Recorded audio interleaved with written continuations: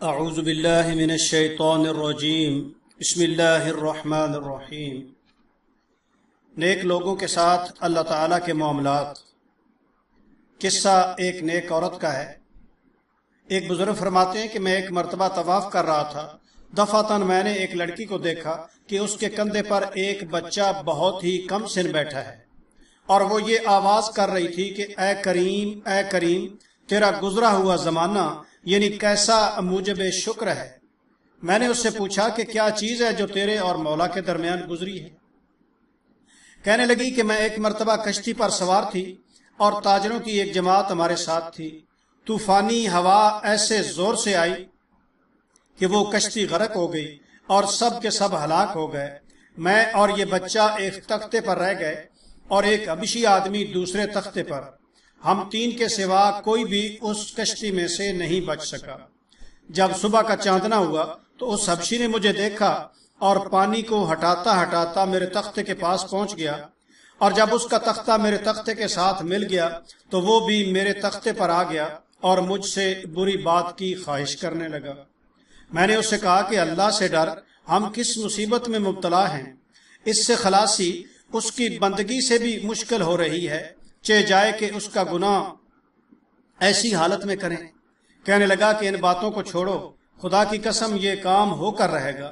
یہ بچہ میری گود میں سو رہا تھا، میں نے چپکے سے اسے چٹکی اس لیے بھری کہ جس سے یہ ایک دم جاگ جائے اور رونے لگ جائے۔ میں نے اس سے کہا کہ اچھا ذرا ٹھہر جاؤ، میں اس بچے کو سلا دوں، پھر جو مقدر میں ہوگا وہ ہو جائے گا۔ اس حبشی نے اس بچے کی طرف ہاتھ بڑھا کر اس کو سمندر میں پھینک دیا۔ میں نے اللہ رب العزت سے عرض کی کہ اے وہ پاک ذات جو آدمی اور اس کے دلی ارادوں میں حائل ہو جاتی ہے، میرے اور اس حبشی کے درمیان تو ہی اپنی طاقت اور قدرت سے جدائی کر۔ بے تردد تو ہر چیز پر قادر ہے، اور یہ یقین ہونا چاہیے کہ ان اللہ علی کل شیء قدیر، بے شک اللہ تعالی ہر چیز پر قادر ہے۔ وہ عورت کہتی ہے کہ خدا کی قسم میں ان الفاظ کو پوری بھی نہ کر پائی تھی کہ سمندر سے ایک بہت بڑے جانور نے منہ کھولے ہوئے سر باہر نکالا اور اس حبشی کا ایک لقمہ ہی بنا کر سمندر میں گھس گیا، اور مجھے اللہ رب العزت نے محض اپنی طاقت اور قدرت سے اس حبشی سے بچا لیا، اور وہ ہر چیز پر قادر ہے اور پاک ہے، اس کی بڑی شان ہے۔ اس کے بعد سمندر کی موجیں مجھے تھپیڑتی رہیں یہاں تک کہ وہ تختہ ایک جزیرے کے کنارے سے لگ گیا۔ میں وہاں اتر پڑی اور یہ سوچتی رہی کہ یہاں گھاس کھاتی رہوں گی، پانی پیتی رہوں گی، جب تک اللہ جل شانہ کوئی سہولت کی صورت پیدا نہیں فرما دیں گے۔ اسی کی مدد سے کوئی صورت ہو سکتی ہے۔ 4 دن مجھے اس جزیرے میں گزر گئے۔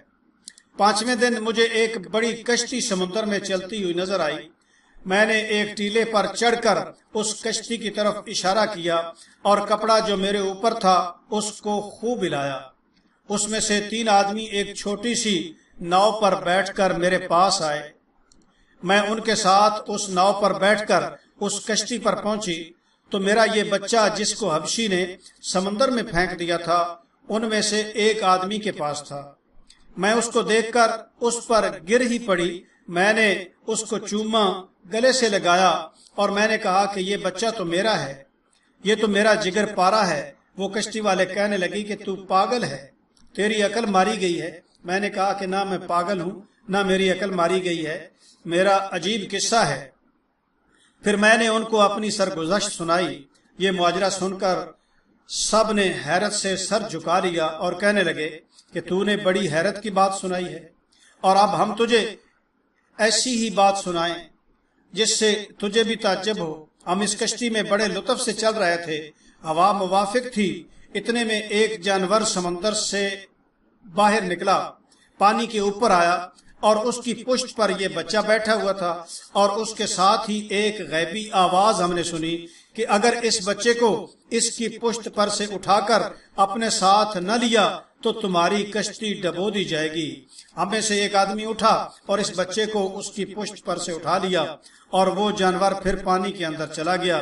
تیرا واقعہ اور یہ واقعہ دونوں بڑی حیرت کے ہیں، اور ہم سب عہد کرتے ہیں کہ آج کے بعد سے اللہ جل شانہ ہمیں کبھی کسی گناہ پر نہ دیکھے گا۔ اس کے بعد ان سب نے توبہ کی۔ وہ پاک ذات کتنی مہربان ہے، بندوں کے احوال سے خبر رکھنے والی ہے، بہترین احسانات کرنے والی ہے۔ وہ پاک ذات مصیبت زدوں کی مصیبت کے وقت مدد کو پہنچنے والی ہے۔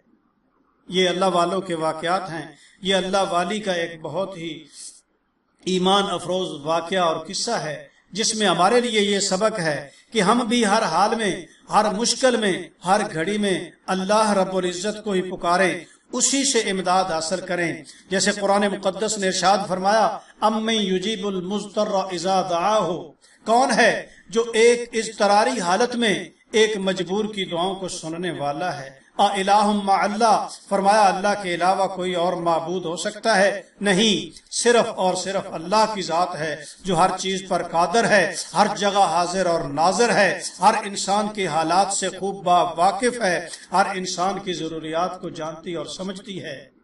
تو ہمیں چاہیے کہ اسی پر توکل کریں، اسی پر بھروسہ کریں، اسی کی بندگی کریں، ہر مشکل میں اسی سے اپنی حاجت روائی طلب کریں۔ دعا ہے اللہ رب العزت ان معروضات کو سمجھنے اور کما حق ہو ان پر عمل کی توفیق عطا فرمائیں۔ حسبنا اللہ ونعم الوکیل، علی اللہ توکلنا وافوض امری الی اللہ، ان اللہ بصیر بالعباد۔